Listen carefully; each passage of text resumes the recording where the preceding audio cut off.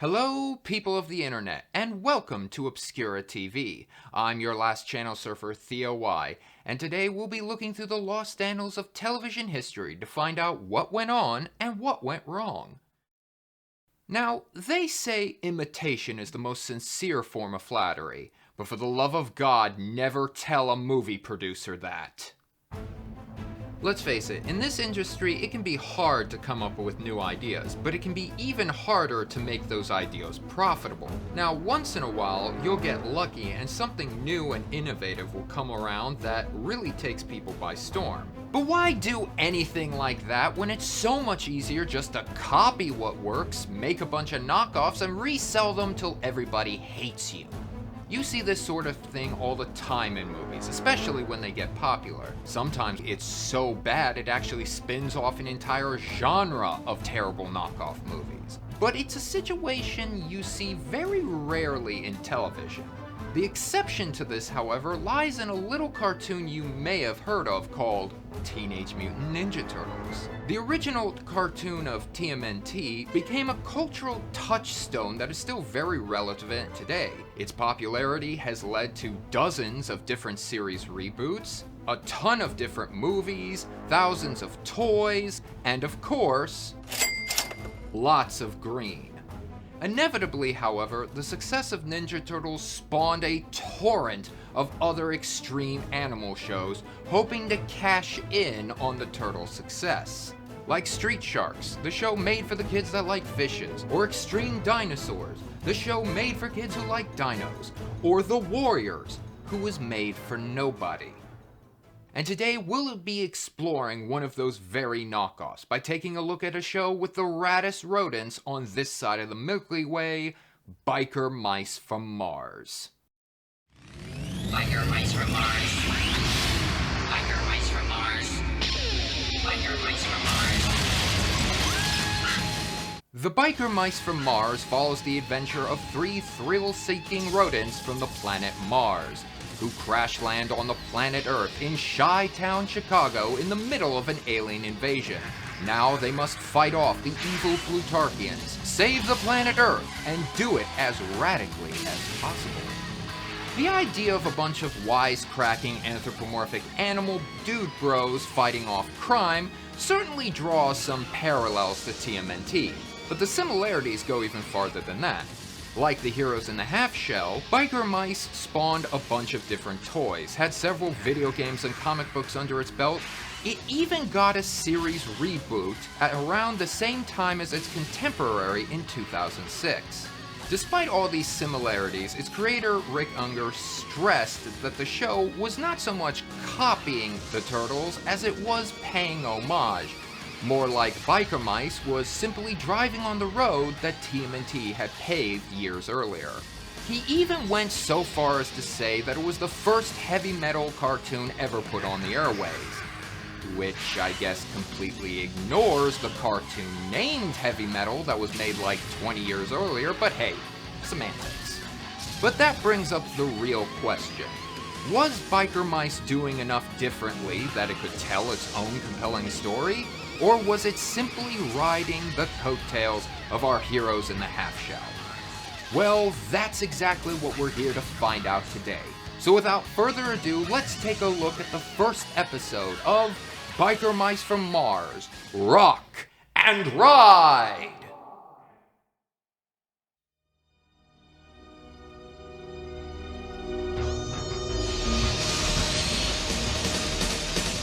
Hey, Throttle! Watch me blow past that snort from Saturn. Yep, that's me. I'm the baddest motorcycle mama jamma in the universe. Modest, too. This is living. Nothing to do but rocking and rolling and racing through the cosmos. We got absolutely no problem. Yeah, get used to that ding, because you're going to be hearing it a lot in this episode. But regardless, this is the introduction to our heroes, the Biker Mice from Mars, the cool shades-wearing Throttle, the half-cyborg strongman Moto, and Vinny, who don't obey anybody's rules. speed limits, international law, even the laws of physics. Looks like we've crossed with one of their destroyers. Vape 'em. What do you say we fry the fins off those stink faces? Do it. One fish face barbecue coming up! Oh, man!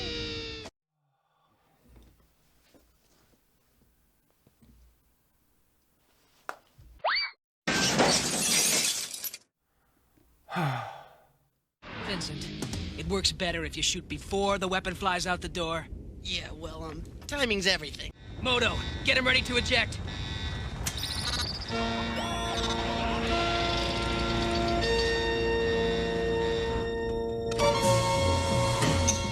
Whoa, what is this?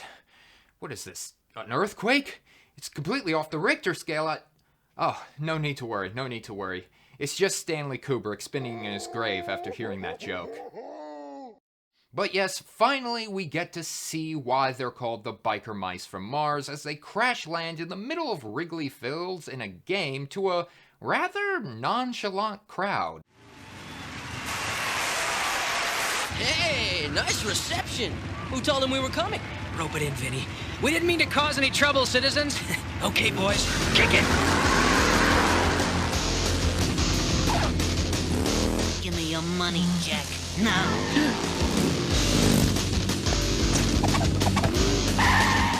Hey, sweetheart. You didn't really plan on hurting anyone with this thing, did you? No, sir. Good. Then if you don't mind. Bingo! I gotta go now. I think I hear my mom calling me. Nice trick, eh, citizen? Thanks, mister. Here, have a dog. Dog, eh? I've heard of these. Have you any Grey Poupon? I know I said it before, but why are people not freaking out? The crowd I could sort of understand. This hot dog guy doesn't seem to care that there are just motorcycle alien rats flying around. If a really buff dude on a motorcycle broke into a room wearing nothing but a leather vest with no shirt on, calling me sweetheart, I'd be a little bit concerned. Even if he wasn't an alien. Hold him up. Hey, listen to this. Ah, busted gyro. No sweat, sweetheart. We find us a cycle part shop and I'll have it fixed pronto. I don't know. We've been on these streets for miles and I haven't seen a repair pit yet. Keep looking, Moto. You know, there's something strangely familiar about this place. And it's not exactly a happy memory. I mean, check it out. Nothing but miles of deep craters and crumbling buildings. Yeah, so we saw this a bit in the intro, but apparently the depiction of Chicago is just completely destroyed in the show. I mean, there are buildings crumbling all over the place, potholes the size of craters, no sign of human civilization anywhere for miles. My God, they're not in Chicago at all. They've somehow ended up in Cleveland. But hey, at least it's not Detroit. We're not Detroit! Realizing their bikes need to be fixed, the biker mice stumble across the ironically named Last Chance Garage, owned and operated by our human fourth for the group, Charlie Davidson. Oh, Christ. I see what you did there, show, and I hate it. Hey there, citizen. Why don't you leave the lady alone? Huh? And who's gonna make me, wrench face? Who's gonna make me? Hey, who's gonna make me is my middle name. I'm gonna make you.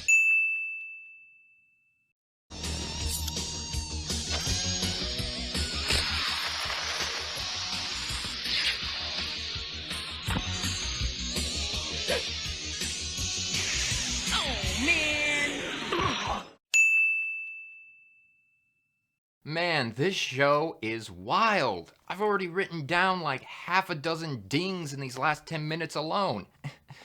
I mean, it's like Biker Mice isn't even trying to hide the fact that it's a knockoff. I don't believe this. I've just been saved by a bunch of giant gerbils? Mice, ma'am. We're mice. Mice? You were expecting turtles, maybe?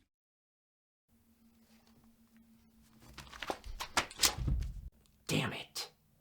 I can't believe that a show from the 90s, 20 years later, managed to troll us all this hard. Because this just straight up confirms everything that I've been saying up to this point. They knew everyone was gonna say it was a ripoff, so they just beat us all to the punch. And it's not just an isolated incident. They literally go out of their way in each episode to try and make a dig at Ninja Turtles, like they're better than you. I don't know if you know how this works, show, but I'm supposed to be the one making the jokes here, biker mice, and that doesn't work if you make fun of yourself first! I mean, what am I supposed to do with this?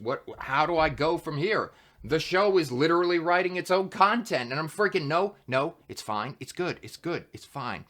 It's all good, and it's gonna be all right, and it doesn't bother me, it bothers me a lot! I mean, show, come on, I'm trying to root for you here, but you gotta give me something, just one thing, one shred of originality, that's all I'm asking for. Where on earth did you guys come from? Mars. Mars. Mars. Mars? Is there an echo in here? I don't think she likes our answers. Mars. Right. I don't believe this. I think you guys better explain yourselves.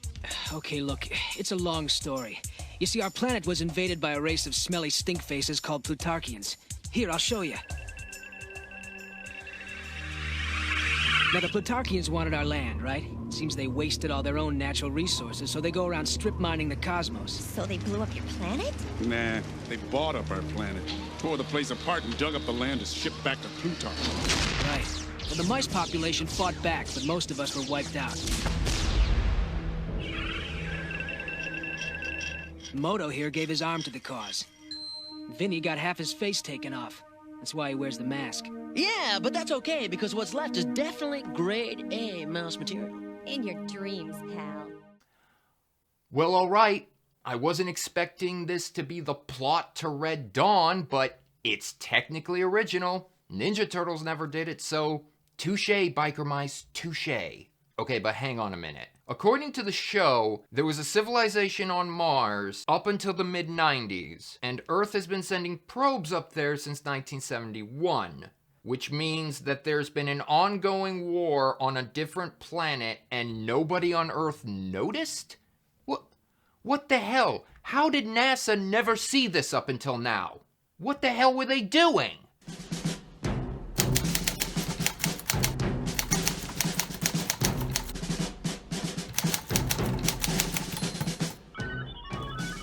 Sir, we're nearing the Martian surface. The probe will be touching down in 2 minutes. My God.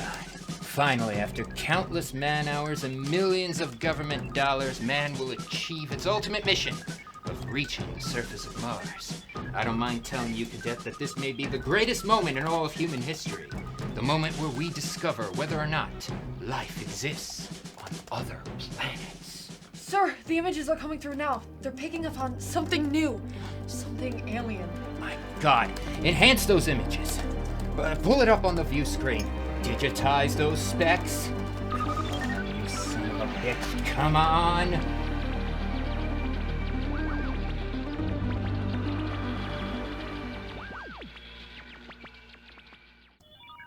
Oh, darn it. It's nothing at all. Just a bunch of dead rat people. Ah, what a waste of time. But sir, isn't this proof of alien civilization?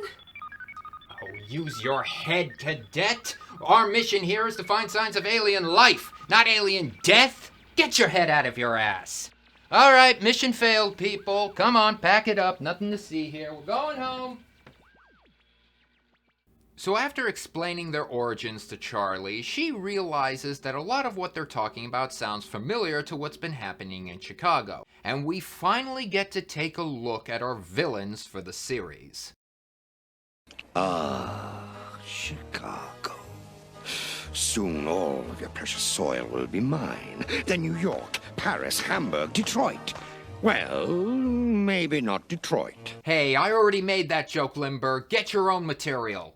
So anyway, this happens to be Lawrence Limburg, an evil alien from the planet of Plutarch, disguised as an evil businessman attempting to steal the resources of Earth to sell back to his home planet for profit and prestige. A fat, evil, rubber-faced corporate villain who's trying to destroy our natural resources and sell us out to a foreign power? Why does that sound so familiar? As I recall, I sent you to purchase the Last Chance garage. Is this correct? Yes, boss. And I believe you were then to demolish it? That's right, boss. Then why is it still there? It wasn't my fault, boss. Honest. You see, there were these big mice. Mice? On a motorcycle? Yeah. Not again! I had a belly full of those revolting rodents on Mars. Carbuncle. Yes, your big cheesiness. Carbuncle, pay attention. Those biker rebels have now come to Earth, and I want to know what you are going to do about it. Well, your cheddar chiefiness, if you wish to catch a mouse, you must build a better mouse trap. Excellent. Now all we need is the bait. So Lindbergh's brilliant plan is to create a giant mousetrap and lure the biker mice into their doom by kidnapping Charlie, because of course they were going to do that. Heads with metal rock and roll from Guns N' Noses. What'd I tell you guys? Is this guy Sweet Georgie Brown the baddest DJ in the universe or what? Sweet. Hey, what's taking Charlie Girl so long? Yo, biker bunnies. All those gopher teeth of yours out here. I got something for yous. There go, oil breath. Yous touch me, and I pull this string. And your friend, she goes. Snap. All right, bros. Left flank roll. Now, guys. Number 3.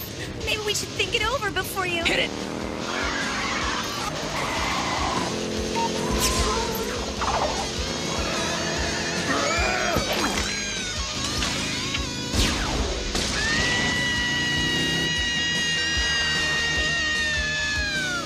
Gotcha, sweetheart. Have I got style or what? Okay, stop. Show, seriously, what are you doing here? The constant flirting, the rippling abs, the devil-may-care attitude. Why are you trying so hard to make these mice hot? Seriously? Do you want furries? Because this is how you get furries. And I know what you're gonna say, Internet. Oh, I'm reading too much into this. Oh, not everything has to be so overly sexualized. No. They know exactly what they're doing. There you go, darling. Pretty as a 1-2 punch. Hey, guys! Speaking of knockouts. You guys coming in? The water's great! Yeah, it's a mystery, all right. And I've got a feeling we won't like the answer. Guys! Charlie Girl. Whoa, going for a new look? It's a disguise. Disguise schmice. I like it. Turn around, let me see the back. Well, Oh, Christ, Show, can you cool it for like a second? I mean, you're making these episodes so steamy, even my humidifier is getting horny. You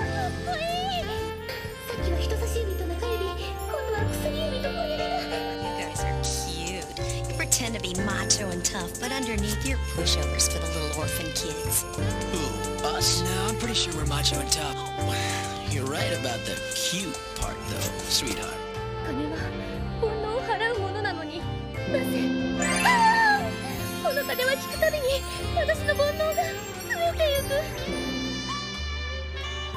You happy, biker mice? Now I gotta deal with that the rest of the day.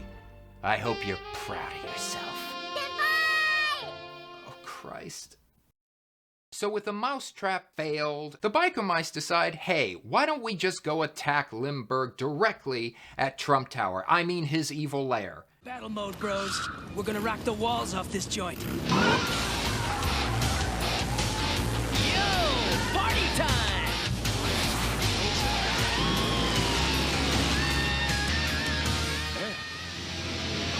What's that? It's an attack! Activate defenses!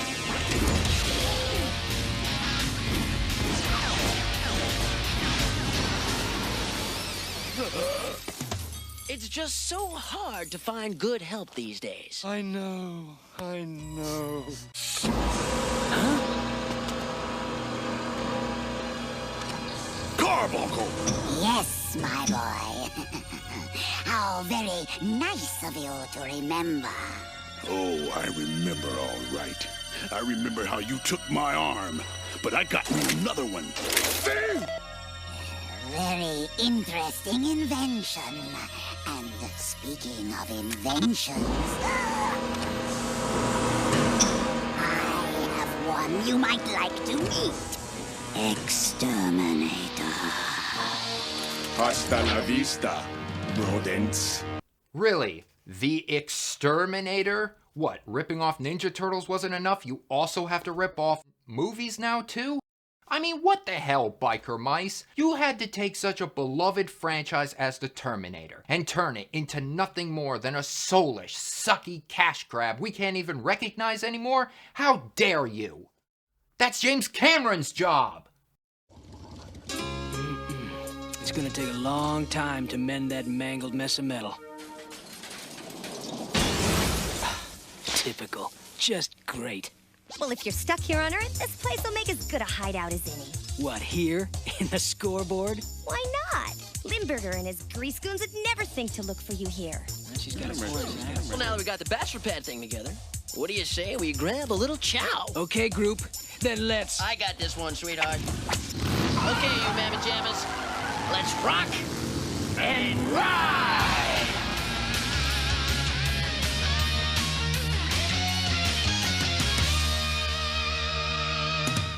And that was the Biker Mice from Mars first episode, Rock and Ride. So was it any good? How does it compare to Ninja Turtles? Let's find out in the breakdown.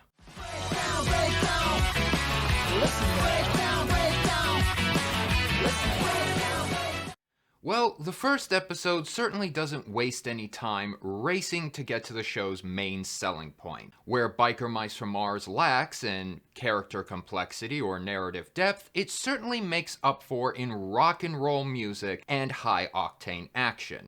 While I do think that the similarities between it and TMNT kind of weaken the show overall, I also have to admit that I can kind of respect the sheer ballsiness they have for just kind of laying it all out there, even going so far as to make fun of the similarities the two shows have. Luckily, it never quite uses the show as a crutch. Rather, I think Biker Mice adds enough to that formula to stand out on its own. One of the unique things that it does is its musical score. There doesn't seem to be a moment in any episode where the show isn't trying to rock your socks off. The other major difference in Biker Mice is the large emphasis on an environmentally conscious method, which is so stereotypical 90s, I wouldn't be surprised if Vanilla Ice tried to make it into a terrible rap song. In terms of the villains, I kinda like the Plutarchians as antagonists. They're not just being evil for evil's sake like most cartoon villains. For them, destroying a planet is just a job. It couldn't be any less personal. Hell, the only reason Limburg even attacks the Biker Mice is because they get in his way of getting a promotion. At the same time, though, the Biker Mice themselves aren't the most traditional heroes either. For the most part, they're not really into saving planet Earth for the justice or environmental causes. The main reason they're even on the planet is because their ship got so busted up that they can't leave, forced to protect the planet or be taken along with it. And even then, half the time, they're just dicking around. The only time they ever actually go to fight the villains is if they accidentally run into one of the evil guy's plots or out of sheer boredom. Now, there are a few moments in the show where we actually do get to explore more of the characters and their backstories, and I think these are the stronger moments within the show. Unfortunately, though, these moments are far and few between throughout the first 2 seasons of the show.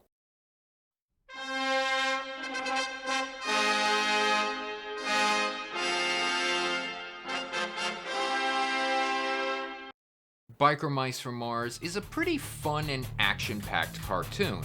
It doesn't exactly have the most complex stories or characters, but at least it is never boring, which is saying a lot for this channel. The biggest thing holding it back, and shows like it, from being as popular as Ninja Turtles is the simple fact that it's not Ninja Turtles. Well, duh. Yeah, I know, just hear me out. After seeing the rise of TMNT, showrunners in the 90s wanted to replicate that effect as much as possible. But while being similar to Ninja Turtles certainly got more people to watch the shows, it also meant shows like Biker Mice from Mars could never really be judged on their own merits. I mean, if Biker Mice did more like TMNT, people would have said it was unoriginal.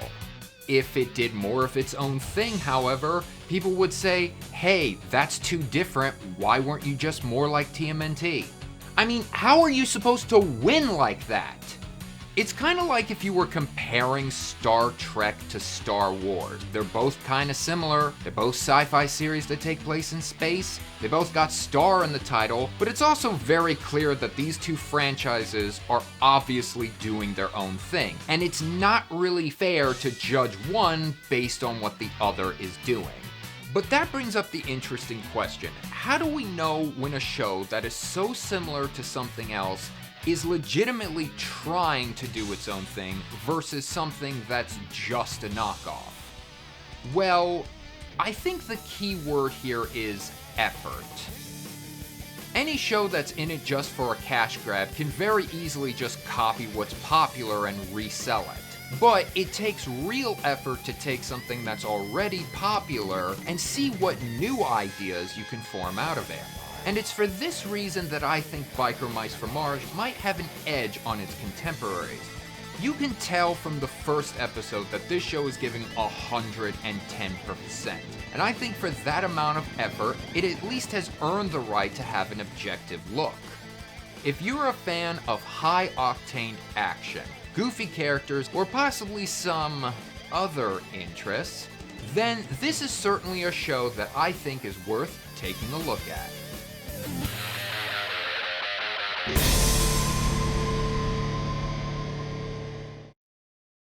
But that's all the time we have for today. Did you like the episode, or are there other shows you think I should review? Well, mention them in the comments below. I'm your last channel surfer, Theo, and I'll see you next time on ObscuraTV.